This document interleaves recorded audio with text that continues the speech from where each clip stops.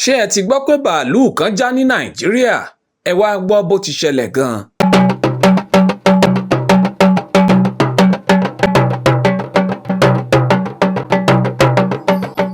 Ṣé àwọn àgbà bọ̀ wọ́n ní ìjàmbá ò nílé bẹ́ẹ̀ ni láabi ò ní bùdó?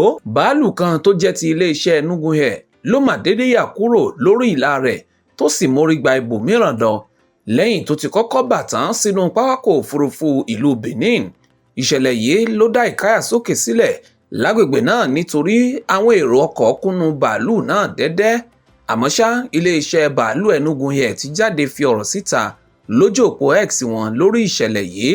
Nínú àlàyé wọn, wọ́n jẹ́ kó di mímọ̀ pé ìjàmbá ọkọ̀ òfurufú náà wáyé látàrí pé bàálù náà lẹ́yìn tó ti bà sínú pápákọ̀ òfurufú ló dédé yà kúrò lójú ọ̀nà rẹ̀. Wọ́n fi kún pé gbogbo àwọn èrò inú bàálù náà ni àwọn rí dóòlà láì farapa rárá, bẹ́ẹ̀ ni àwọn kò pàdánù ẹnikẹ́ni níbi tí bàálù náà ya wọ́ lọ.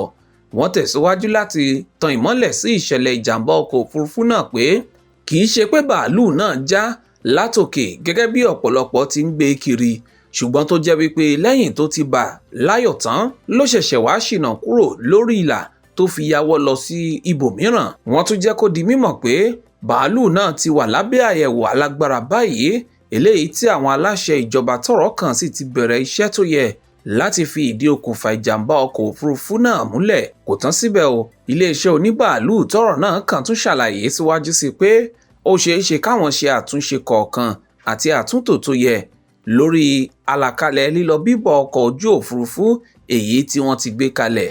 Lọ́wọ́ yìí ọ̀pọ̀lọpọ̀ làwọn tó ń dunnú pé orí kó àwọn ènìyàn náà yọ nínú ìṣẹ̀lẹ̀ ọ̀hún.